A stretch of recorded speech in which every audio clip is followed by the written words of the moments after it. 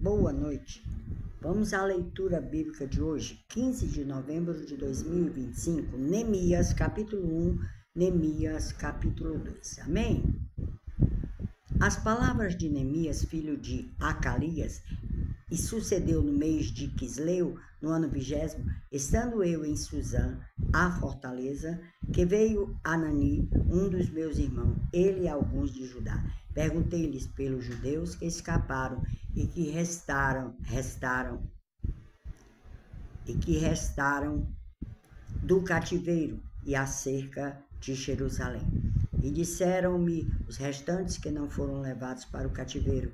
Lá na província estão em grande miséria e desprezo, e o muro de Jerusalém fendido, e as suas portas queimadas a fogo. Sucedeu que, ouvindo eu essas palavras, assentei-me e chorei e lamentei por alguns dias. Estive jejuando e orando perante o Deus dos céus, e disse: Senhor Deus dos céus, Deus grande e terrível, que guardas o conserto e a benignidade para com aqueles que te amam e guardam os teus mandamentos.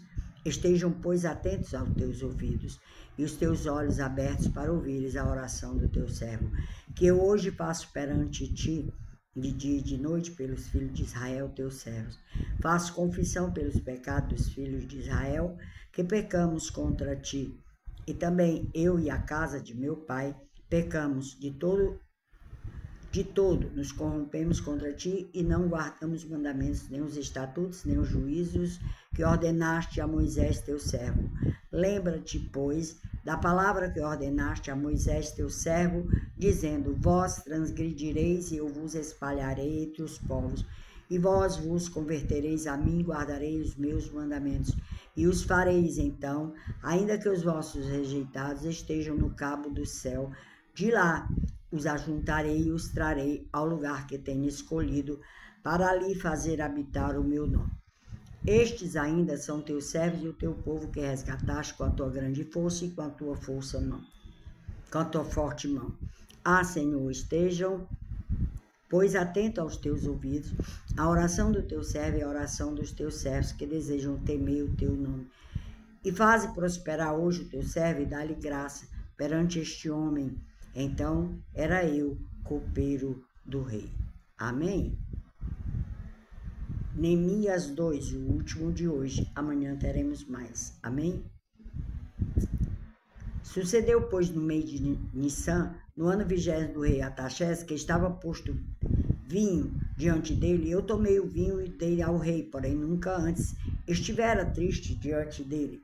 E o rei me disse: Por que está triste o teu rosto? Pois não estás doente? Não é isso, senão tristeza de coração. Então temi muito em grande maneira e disse ao rei: Viva o rei para sempre. Como não estaria triste o meu rosto, estando a cidade, o lugar do sepulcro de meus pais, assolada e tendo sido consumida as suas portas a fogo?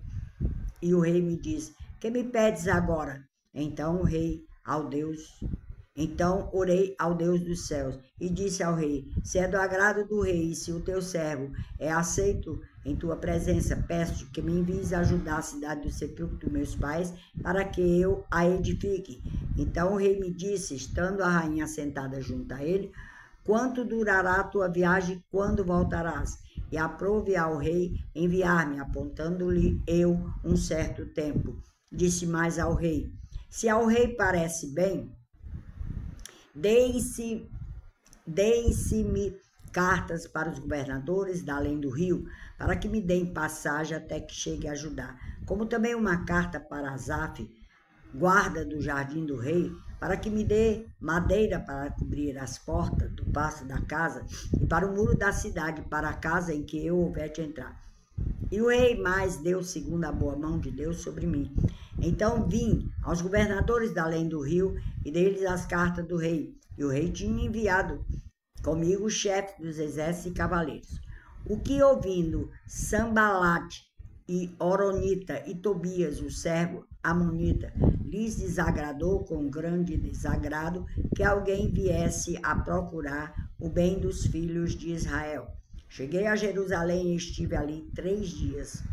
E de noite me levantei, eu e poucos homens comigo, e não declarei a ninguém o que meu Deus me pôs no coração para fazer em Jerusalém. Não havia comigo animal algum, senão aquele em que estava montado. E de noite saí pela porta do vale para a banda da fonte do dragão e para a porta do monturo, e contemplei os muros de Jerusalém, que estavam fendidos, e as suas portas que tinham sido consumidas pelo fogo.